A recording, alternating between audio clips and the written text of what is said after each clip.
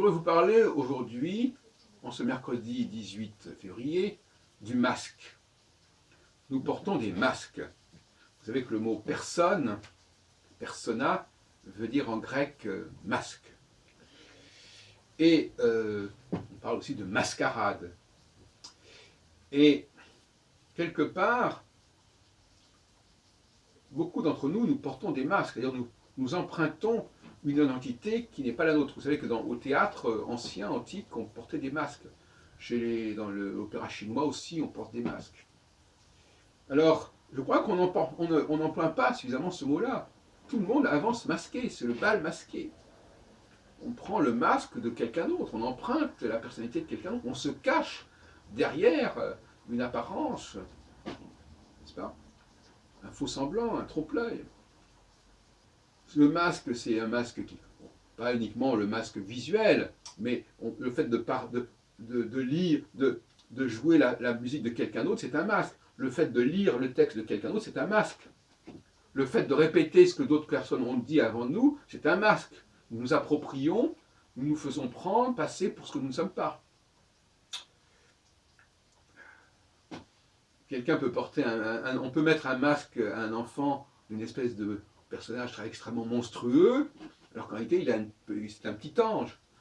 Donc, le décalage entre l'apparence qu'on donne à quelqu'un, quelqu'un se donne, mais qu'on donne à quelqu'un aussi, d'ailleurs. Dans bien des cas, il s'agit de ça.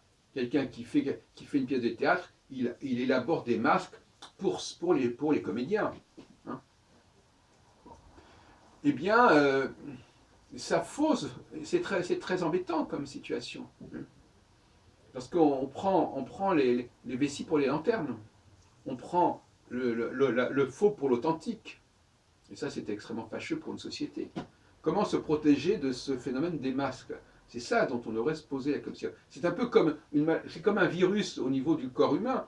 Voilà, il faut se méfier de tout ce qui vient comme ça, se faire passer pour ce que ça n'est pas. C'est ce qu'on appelle l'infarctus, enfin la farce.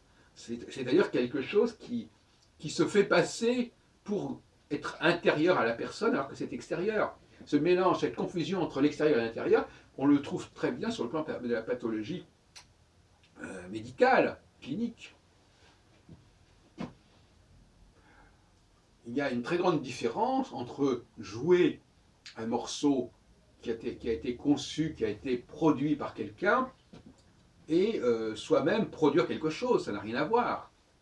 Et très souvent, on se contente d'une fausse monnaie, ce qui est tout à fait scandaleux.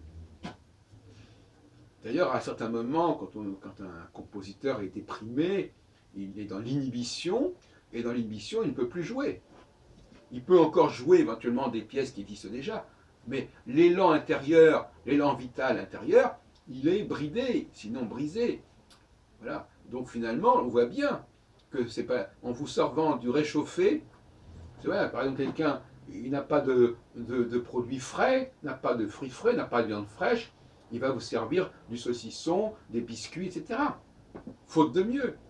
Alors n'en faisant pas un nec plus ultra. Il s'agit d'un pis-aller, on nous sert des choses de second ordre qui se conservent, car ce qui se conserve a beaucoup moins de valeur que ce qui ne se conserve pas. Paradoxalement, c'est la différence avec le diamant. C'est-à-dire que dans le domaine alimentaire, ce qui se conserve, c'est ce qui a de moins de valeur.